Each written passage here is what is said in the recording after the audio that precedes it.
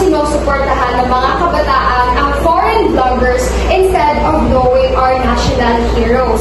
So today, we prepared 10 questions, and this question starts from basic to complex. So without further ado, let's begin. So now, for the first question, we have, what does support or patronage mean in this context?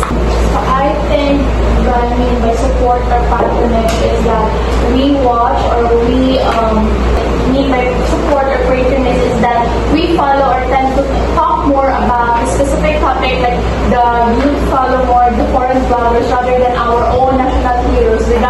So if that context means support or patronage, it means that they talk more or we watch them talk about our local heroes.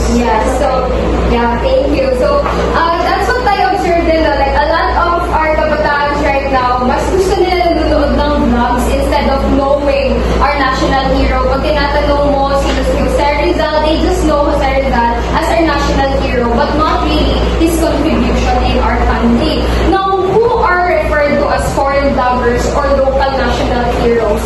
So, meron pa kayong kilala na foreign bloggers dito? Like, tell me, Geraldine. For example, the oldest one, Mr. Beast, and I chose Kid and Mr. Beast. Okay, why do you think na mas tinatangkilik ng mga kabataan si Mr. Beast and I chose Kid? I think that they have a lot of followers. So, ang mga video is mas na show siya sa online. Mas ganun. Yeah, so that's correct. Anyway, guys, we are using this Fair Skin sunscreen, everyone. Fair Skin, baka naman.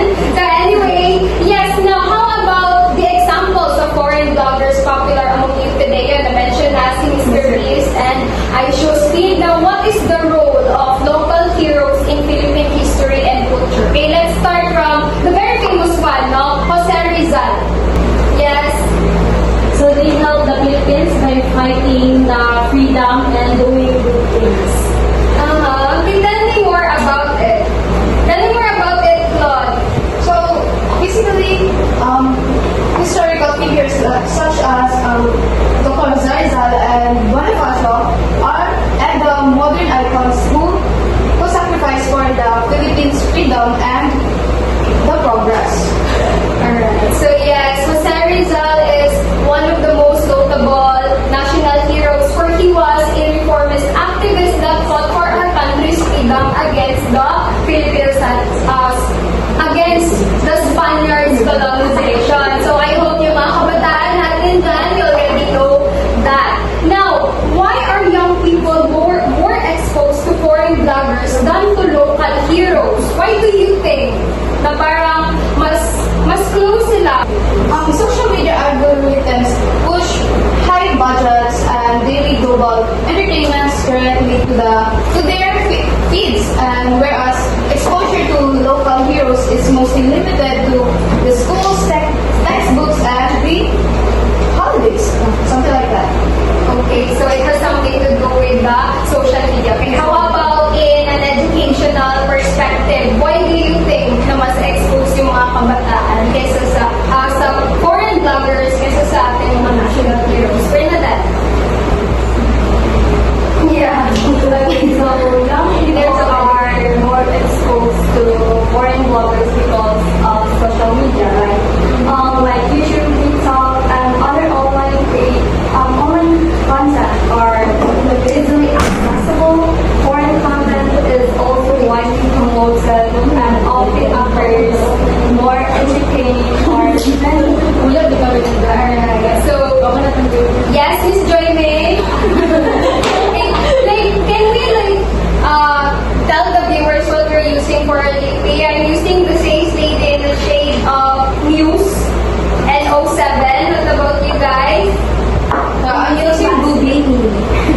Missing Middle Wow. Maryland Concealer. Mine is Roman. Wow! Alright, so next question, what are the possible reasons why young people prefer foreign bloggers? Ay, na-mention na natin like they prefer foreign bloggers because, ayun, in the world of where internet talaga yung ginagamit, mas gusto nila, mas nai-engage sila doon. Plus, yung quality na binibigay ng foreign bloggers, mas engaging siya compared sa kung paano tinuturo sa school yung mga national heroes natin. So, that's one of the reasons. Comment down below if you think of any answers about that.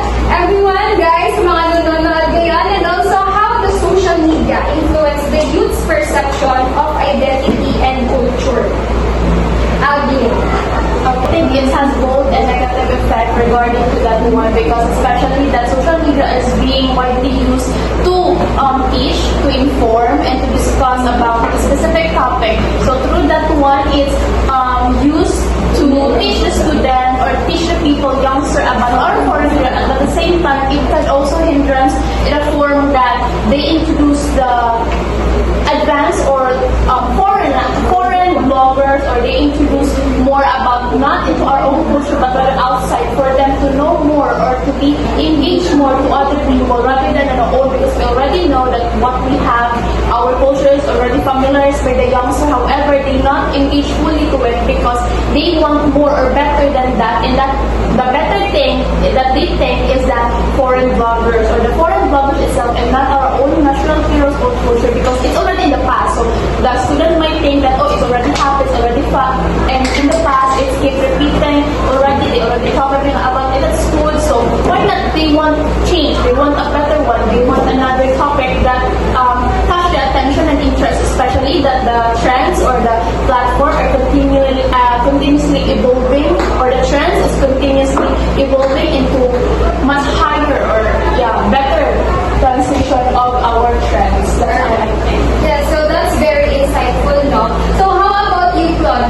No, based sa sagot ni Ms. Catalunya, do you think that it is bad that the youth right now are shifting from what is known to what is now the trend? Yes, it can lead to loss of national pride, historical apathy, and a disconnection from the country's struggle, and making youth indifferent to local civic issues, something like that. Alright, so thank you so much for that. You had something to add to that, Miss Geraldine? Busy pa siya, guys. Okay, how about you, Bernadette? We're doing our eye right now, everyone.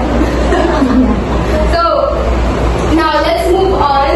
How about, let's present some solution for that issue now. How can young people balance appreciating foreign content while valuing their own culture? So, Miss Joy, So, through conscious consumptions, engage global media while intentionally supporting local content creator, learning about history, and sharing Filipino stories online. so like knowing our culture through social media as well, since yun yung ginagamit ng mga kabataan to navigate their way into knowing the foreign bloggers, diba? So it is, yun din yung way natin of endorsing our own sa kanila. Now last, if you were to create a project or campaign, how would you encourage the youth to recognize and appreciate local heroes more? Maganyan tayo, since this is the last question. Let's start with you, Claude. Let's answer this. Okay, so digital campaigns that adapts the stories of our local heroes into a modern webtoons or anime styles that are shorts, and maybe become challenges or framing heroism and a cool living concept rather than a boring storybooks that we just read it and